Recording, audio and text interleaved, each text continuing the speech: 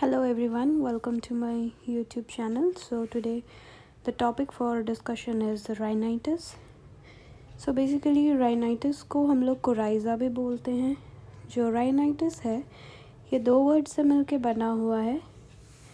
एक है राइन एंड दूसरा है आइटिस. जो राइन होता है उसका मतलब होता है, ये ग्रीक वर्ड है जिसका मतलब होता है नोज़, और आइटिस का मतलब होता है inflammation. So basically rhinitis is inflammation of nose. सो अब हम लोग बात करते हैं इसके डेफिनेशन के बारे में. तो डेफिनेशन जो है राइनाइटिस का, it is inflammation of mucus lining of the nose is called rhinitis, or in other words we can also say inflammation and swelling of mucous membrane of the nose characterized by runny nose and stiffness. तो जो rhinitis होता है उसमें जो हमारा जो nose का जो म्यूकोसल लाइनिंग होता है वो इन्फ्लेम्ड हो जाता है, इसलिए उसको हम लोग राइनाइटिस कहते हैं.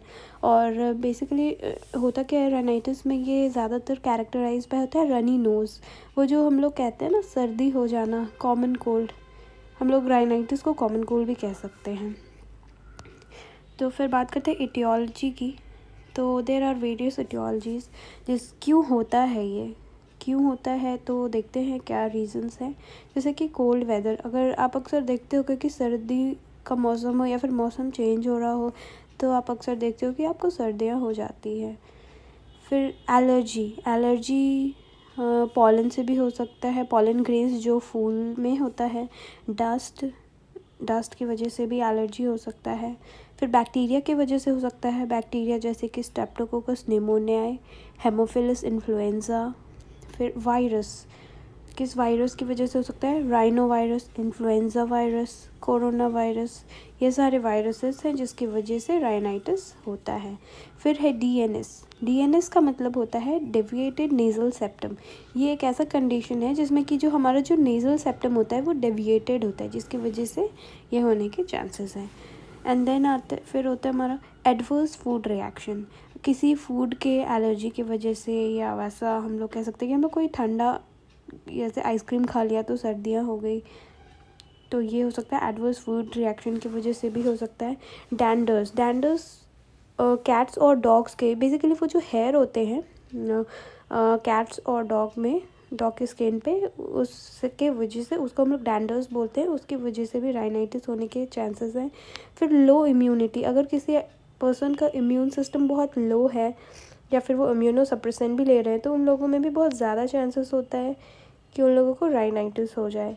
फिर environmental factors like cold weather, जैसे कि मैंने पहले भी बोला, मौसम अगर ठंडा होगा तो बहुत ज़्यादा चांसेस हैं कि उस पर्सन को राइनाइटिस होगा. फिर triggering factors like cold drinks, ये सारे चीज़ें जो है ट्रिगरिंग फैक्टर्स हैं. फिर हम लोग बात करते हैं टाइप्स ऑफ राइनाइटिस. तो it is basically of two types, allergic rhinitis and non allergic rhinitis.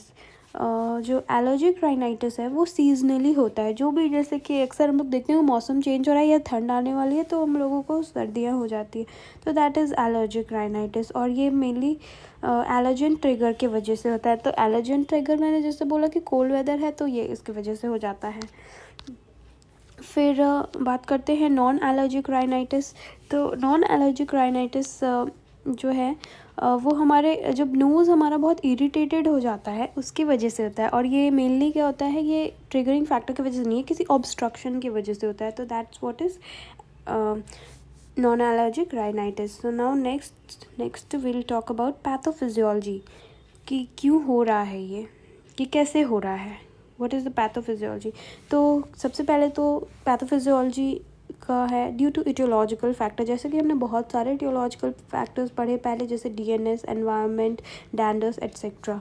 तो उसकी वजह से क्या होता है, हमारा जो acute generalised hyperaemia of nasal mucosa, जो हमारा जो नेज़ल म्यूकोसा है वो उसमें बहुत ज़्यादा हाइपरेमिया हो जाता है और हाइपरेमिया हो जाता है, जिसकी वजह से वहाँ पे बहुत ज़्यादा इरिटेशन होने लग जाता है। इन्फ्लामेशन की वजह से क्या होता है, वहाँ पे एनलार्जमेंट ऑफ गॉबलेट सेल्स, जो गॉबलेट सेल्स वहाँ पे प्रेजेंट होते हैं वो बहुत ज़्यादा एनलार्ज्ड हो जाते हैं, जिसकी वजह से क्या होता है, profuse secretion with involvement of sinuses. Basically sinuses are air filled cavity. So वहाँ पे क्या होता है कि वहाँ पे बहुत ज़्यादा सिक्रीशन होने लग जाता है, जो म्यूकस होता है, जिसकी वजह से फिर क्या होता है, साइन एंड सिम्टम्स देखने को मिलता है, जो राइनाइटिस के साइन एंड सिम्टम्स होते हैं। So now talking about clinical manifestation. तो क्लिनिकल मैनिफेस्टेशन का मतलब होता है कि क्या सिम्टम्स हम लोगों को देखने को मिलता है। जिस पर्सन में राइनाइटिस है उस पर्सन में क्या सिम्टम्स हम लोगों को देखने को मिलेगा, जैसे कि sneezing, rhinorrhoea means runny nose, redness, itching, headache, insomnia means loss of sleep, फिर फीवर को हम लोग पायरेक्सिया भी बोल सकते हैं, एपिफोरा, वाटरी आइज़ जिसको हम लोग बोलते हैं, देन नेज़ल कंजेशन काफ़ी कॉमन है, किसी को भी सर्दी होता है तो आप अक्सर देखते हो नाक बंद हो जाना, तो that is nasal congestion. Dyspnea means difficulty in breathing, तो दैट इज़ डिस्निया। बॉडी में बहुत पेन होता है। Then loss of smell is usually seen in rhinitis, की पर्सन को अक्सर आप देखते हो कि सर्दियों में उनको इनकी smell sensation of smell loss हो जाती है, वो उनको पता नहीं चलता, वो स्मेल को आइडेंटिफाई नहीं कर पाते। So now next is diagnostic evaluation. तो डायग्नोस्टिक इवैल्यूएशन में पहला तो होता है हिस्ट्री कलेक्शन। हम लोग कैसे डायग्नोस करेंगे किसी को राइनाइटिस है कि नहीं, तो हिस्ट्री कलेक्शन करेंगे। हम लोग पूछेंगे पर्सन से कि आपने आखिरी बार क्या खाया था, या क्या ट्रिगरिंग फैक्टर्स को फाइंड आउट करेंगे, या कुछ मे बी कोल्ड वेदर की वजह से, या वो कहीं ऐसे जगह पर घूम कर आए थे, या वो किसी डस्ट वाले एरिया में काम करते हों, एट्सेट्रा। ये सारी चीज़ों से हम लोग हिस्ट्री कलेक्ट करेंगे। फिर फिज़िकल एग्जामिनेशन, हम लोग उस पर्सन का फिज़िकल एग्जामिनेशन करेंगे, तो हम लोग देखेंगे कि उस पर्सन में इंस्पेक्ट कर सकते हैं कि उसकी जो नोज़ है वो बहुत रनी है, and then redness with eyes, headache होगा, या जो भी बहुत ये सारे हम लोग फिज़िकल एग्जामिनेशन कर सकते हैं। Then CT scan stands for computer tomography. तो हम लोग सिटी स्कैन करके हम लोग देख सकते हैं, या एक्सरे भी हम लोग कर सकते हैं। एक्सरे में उतने क्लियर विजुअल्स नहीं होते जितने अच्छे सिटी स्कैन में होते हैं, और सिटी स्कैन से भी ज़्यादा क्लियर विजुअल्स एमआरआई में होते हैं, which is magnetic resonance imaging. तो ये हम लोग करके देख सकते हैं। उसमें हम लोग देख सकते हैं कि जो हमारा जो चेस्ट एरियाज़ है, या वहाँ पे कोई इन्फ्लेमेशन तो नहीं, या फिर म्यूकस वगैरह जो भी है, ये सारी चीज़ें तो प्रेजेंट नहीं है। तो ये करके हम लोग फिर स्प्यूटम स्मीयर कर सकते हैं। हम लोग जो स्प्यूटम है उसको कलेक्ट करके हम लोग लैब टेस्ट करा सकते हैं, देख सकते हैं कि आखिर क्या है, क्यों हो रहा है ये। देन सीबीसी कर सकते हैं। CBC stands for complete blood count. तो उसमें हम लोग देख सकते हैं कि क्या हमारे ब्लड में क्या है जो एलिवेटेड है और क्या नॉर्मल है, सारा रेंजेस नॉर्मल है कि नहीं। Then skin prick test we can do, that is done to identify allergens, कि किस पर्टिकुलर एलर्जी के वजह से राइनाइटिस हुआ है। Then we can do nasal cytology.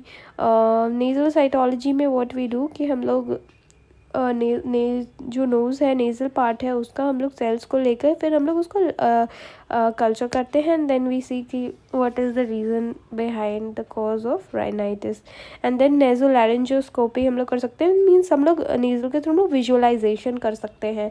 And then will talk about complications. So complications क्या है, साइनसाइटिस हो सकता है, कि अगर ये सारी जो कंडीशन है, ये जो राइनाइटिस का, अगर इसको ट्रीट नहीं किया गया टाइम पर, तो पर्सन को साइनसाइटिस हो सकता है, एलर्जिक अस्थमा हो सकता है, क्रोनिक ओटाइटिस मीडिया हो सकता है, टॉन्सिलाइटिस हो सकता है, that is inflammation of tonsils. Then parotid gland inflammation हो सकता है। पैरेटिड ग्लैंड यानी कि जो हमारा जो सलाइवा जहाँ से सिक्रीट होता है, उस ग्लैंड में हम इन्फ्लेमेशन देखने को मिल सकता है। Then hearing loss we can see, chronic nasal obstruction, like already इसमें नेज़ल ऑब्स्ट्रक्शन होता है, एंड देन अगर उसको ट्रीट नहीं किया गया तो वो और क्रॉनिक स्टेज में जा सकता है। Then later it may lead to lung infection too. तो ये था हमारा complications. Now will talk about medical management. हम लोग मेडिकल मैनेजमेंट हम लोग क्या क्या दे सकते हैं राइनाइटिस में, तो दैट इज़ एंटीबायोटिक, एंटीबायोटिक में हम लोग एमोक्सिसिलिन, एजिथ्रोमाइसिन एट्सेट्रा ये सारी चीज़ें दे सकते हैं। देन एंटीहिस्टामिन दे सकते हैं, that is for allergy, that is cetirizine हम लोग दे सकते हैं, या फिर एविल दे सकते हैं। देन एंटीपायरेटिक ड्रग्स हम लोग दे सकते हैं which is to reduce fever, जैसे कि PCM, पैरासीटामोल, जो कि बहुत कॉमन है। देन NSAIDs हम लोग दे सकते हैं, non steroidal anti inflammatory drugs, जैसे कि आइबुप्रोफेन। एंड देन नेज़ल डीकंजेस्टेंट्स हम लोग दे सकते हैं, मेटाजोलिन हम लोग दे सकते हैं नेज़ल डीकंजेस्टेंट में। And then will talk about nursing management. क्या नर्सिंग मैनेजमेंट हम लोग क्या प्रोवाइड करेंगे पेशेंट्स को, पेशेंट जिनको राइनाइटिस। सबसे पहले तो monitoring vital science is a very common nursing management. And then we will advise patient with rhinitis to go for steam inhalation. उनको हम कहेंगे कि आप स्टीम इनहेल कीजिए। फिर नेबुलाइजेशन के लिए हम लोग सजेस्ट करेंगे। अगर पेशेंट को ऑक्सीजन एडमिनिस्ट्रेशन की ज़रूरत है तो हम लोग उस पेशेंट में ऑक्सीजन भी एडमिनिस्टर करेंगे। अगर उस पर्सन को बहुत ज़्यादा सीवियर डिस्निया है या ज़रूरत है तो, लाइक अगर उनको बहुत डिफ़िकल्टी हो रहा है ब्रीथ करने में, बहुत ज़्यादा म्यूकस सिक्रेशन हो गया है जिसके वजह से एयरवे उनका ब्लॉक हो गया है, तो हम लोग ऑक्सीजन एडमिनिस्टर करेंगे। Then we'll give him Fowler's position, like Fowler's position दे सकते हैं 90 डिग्री, 45 डिग्री और 50 डिग्री, जैसा रिक्वायर्ड है according to the comfort of the patient. हम लोग पेशेंट को ये पोजीशन दे सकते हैं। Then we'll also tell the patient to avoid triggering factors like जो भी, अगर उनको कोल्ड ठंडा खाने से अगर उनको एलर्जी है, अगर उनको राइनाइटिस हो जाता है या सर्दियाँ हो जाती तो वो उसे ना खाएं। देन उनको हम सजेस्ट करेंगे कि आप सूप पिए, हॉट बेवरेजेस लें, गर्म पानी पिए। देन कफिंग एक्सरसाइज हम लोग सिखाएंगे अपने पेशेंट्स को, और उनको ये भी कहेंगे कि वो अपने मेडिकेशंस को टाइम पर लें। And then next we will give them then we'll give them health education देंगे। उस जो राइनाइटिस है, इस पर्टिकुलर डिजीज़ के बारे में बताएंगे कि जो राइनाइटिस है ये कोल्ड वेदर की वजह से होता है, ये इनके ट्रिगरिंग फैक्टर्स हैं, ये सारी चीज़ें हम लोग बताएंगे। और पेशेंट को बताएंगे कि कैसे उनको किन चीज़ों का ध्यान रखना है। और उनको ये भी बताएंगे कि ये जो राइनाइटिस है ये ड्रॉपलेट इन्फेक्शन से फैलती है, तो कैसे वो प्रिवेंट कर सकते हैं दूसरों को ना हो। देन हम लोग पेशेंट को बोलेंगे कि वो स्मोकिंग और अल्कोहल अवॉइड करें। Then we will teach the patient about the correct administration of nasal medication, कि वो मेडिकेशन जो डीकंजेस्टेंट्स वगैरह आते हैं वो उन्हें कैसे एडमिनिस्टर करना है, कैसे यूज़ करना है, ये हम लोग पेशेंट को बताएंगे। Then we will tell patient to take adequate rest. Then we will suggest the patient for follow up checkup and then record and report will do. So ये था हमारा नर्सिंग मैनेजमेंट फॉर राइनाइटिस। तो ये आज का जो topic था हमारा, ये हमारा था राइनाइटिस, जिसको हम लोग कोराइज़ा भी बोलते हैं। तो अगर आपको इस टॉपिक को के रिगार्डिंग कोई क्वेश्चन है तो आप वो भी लिख सकते हैं कमेंट्स में। और अगर आपको कोई किसी टॉपिक की रिक्वायरमेंट है तो आप वो भी मुझे कमेंट में लिखकर बता सकते हैं, तो मैं नेक्स्ट वीडियो उस टॉपिक पर बनाऊंगी। और अगर आपको लगता है कि कुछ मुझे पढ़ाने के टाइम कुछ इम्प्रूवमेंट्स करने की ज़रूरत है तो आप प्लीज़ वो भी आप मुझे कमेंट करके बताएँ, जिससे कि मैं अपने पढ़ाने के तरीके को इम्प्रूव कर सकूँ। सो thank you class।